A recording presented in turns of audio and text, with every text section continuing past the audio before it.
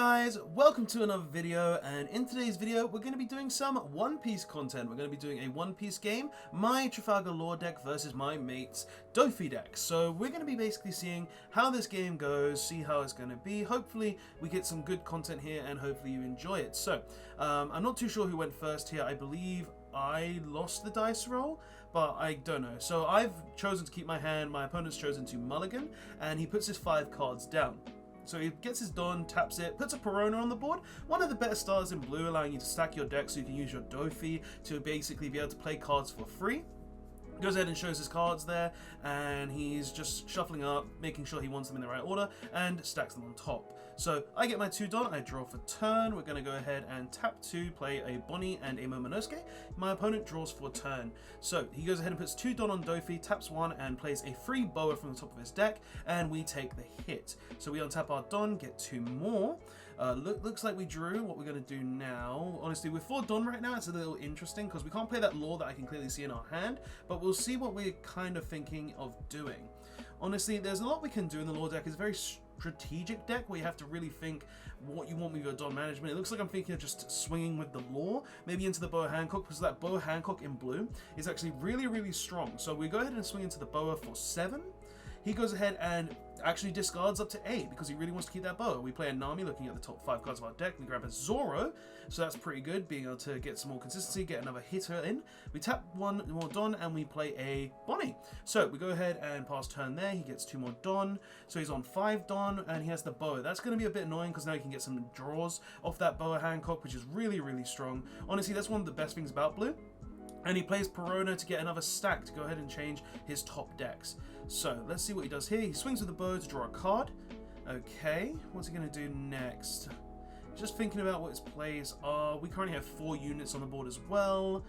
He's probably going to put 2 on the Doflamingo. Yep, he's going to put 2 on the Doflamingo, tap the Doflamingo, and pet a Akuma from the top of his deck. Very strong, being able to get the free blocker.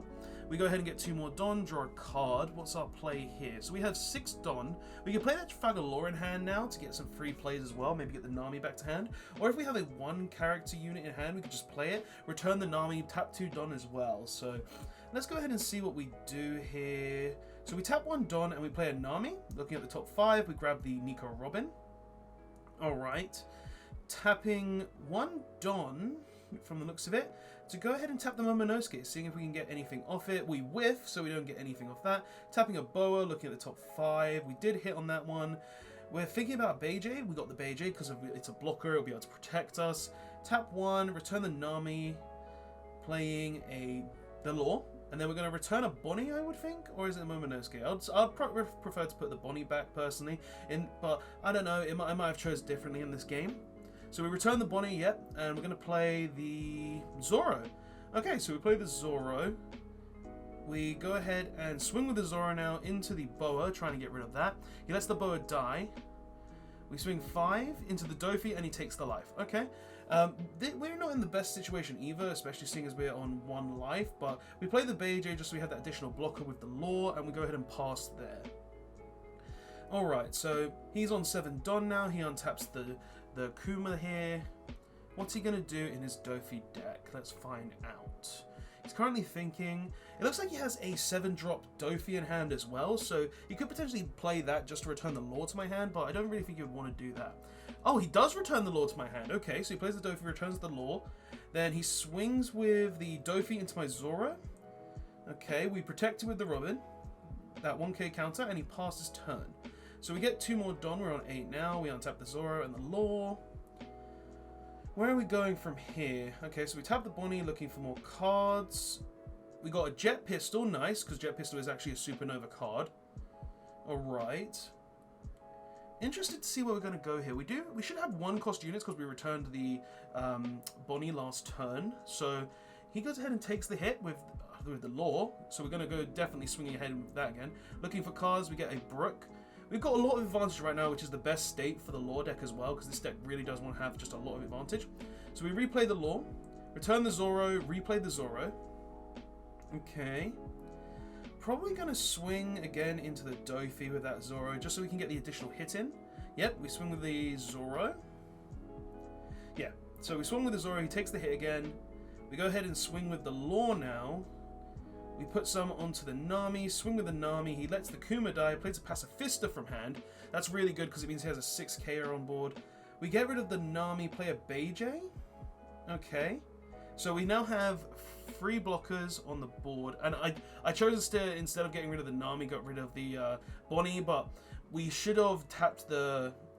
We should have definitely tapped the Nami. The Nami should be tapped, so that's a misplay on my account. He could have potentially killed that. So that's a little unfortunate how I made that little misplay there. It should have been removed. Would have probably been removed by Perona because it is a 2K. He attacks with the Dofi. I protect with the Beijing. Okay. So he's currently on full Don as well, so he doesn't really have to worry about much. So he plays a Law because he's on 1 life. Puts 3 onto the Perona, swings into the Law. Probably going to drop a 1K counter here just so we don't take the damage. Thinking about dropping the Bonnie, we drop the Bonnie. Okay. Pretty strong. And the thing is, it looks like he's got a lot of events in hand, so he's going to have to think about what he really wants to keep up. So he doesn't swing the other Perona because he wants to use the events. And, we're thinking if we want to block with the Law. So, yeah, we just prevent, like he said, we could just hit with the Law, not take anything, take the card back. Friendly, like it is a friendly, this is testing too. So we're going to go ahead and play a Nami. We grab a Zoro. Rush Zoro is always good in my book. Okay, seeing where this is going now. Honestly, we're in a very good position as a Law player. We can do a lot here. So we play a Neko to tap the Law. Okay. But he still has a lot of cards in hand, so I don't know if we'll be able to get through. We attack the Law. Alright. His sleeves fell over. They were new Dragon Shields, if I remember correctly. So... where's this going to go? Okay, so we swing with the Law. He uses a Spada just so he can stack his deck as well as gain a 2K counter. Alright, that's one thing through. We're trying to think of our management for Don as well, because we've got 7 Don left, but what can we really do with it? Make sure we get the max advantage, because that's one of the good things about this game as well. Your resource management is very strong. As long as you can hold those resources, you'll have very good games. Okay, so we return the Nami to the hand, playing a Zoro. Alright. What are we going to do next? So, we're not putting back the Zoro, we're putting back... oh no, so instead of putting back the Nami, we put back the Law. Interesting choice. And we swing with the Zoro into the Dofi. He drops a 2K counter. Okay. We tap 5 Don. Sacking the Nami to go ahead and play the Law, and then we put the Zoro back in hand and then replay it with the Law. Okay, so now he uses the Whip to get that big counter. Okay, and that allows him to also put a card back in hand, I believe. So he puts the Beijing to get rid of the blocker. Then we swing with 5K more into the Dofi. Alright, so the Dofi plays on 1 life. We have 2 blockers and a lot of cards in hand. So if he can successfully just get through that 2 life, he should be fine. So he's going to swing with the 6K Kuma into the Law from the looks of it. Okay. No, he attacked the Zoro. Interesting choice. So he goes ahead and swings with the Dofi. Okay. We block with the Law and discard a 2K counter. Okay, so we discard the Brook. He plays a Dofi to get that blocker and also stack his deck. Probably hoping to get something he can play for free. That would be good for him. But I'm not sure what he could get. Maybe a Gecko Moriard so he can, you know, get a free card back to hand, having the additional counter. That's always nice. He attacks the Law. 7K. We're thinking about discarding a 2K counter. We do discard a 2K counter. And he gets a Bartholomew Kuma as well. Okay, and he has 4 Don left. Interesting position he's in. So I untap my Don. I untap my characters. I draw for turn. Okay, we play a Nami, looking at the top 5. It looks like we missed. We did miss. Sad times. Tap 1 more to play another Nami, looking at the top 5 again. We got a Chopper that time. Not bad. So we're full on characters now. So let's see where we go with this. So the options here are pretty much... We have a lot of characters that can attack. We can attack with the Neko Mamushi. We can attack with the Law. We could attack with the Leader Law as well, and the other Blocker Law. So I think we should have enough to get through him, but it really depends on how he manages his resources here. So he's going to use a Spada from the looks of it. No, he's going to discard the 2k counter. Okay. So he uses the 2k counter. Currently thinking where to put cards, I think. Like, we've got a lot of resources. We can still use our Compulse with the Law as well, the Shambles. We just straight swing for 5k. Okay. Where's this going? Okay, he's thinking if he's blocking with the Dofi there. No, he just goes ahead and uses the Mirror to draw a card. Okay. So where's this gonna go? What's he gonna do? Because honestly, this is anyone's game right now. Like, if he can just manage his resources correctly and get the right draw to protect himself from dying, he should be fine. Like, honestly, like, the 2 Laws are left to attack. We've got 6 Don. So if he has enough, he should be fine. Plus he has the blocker still.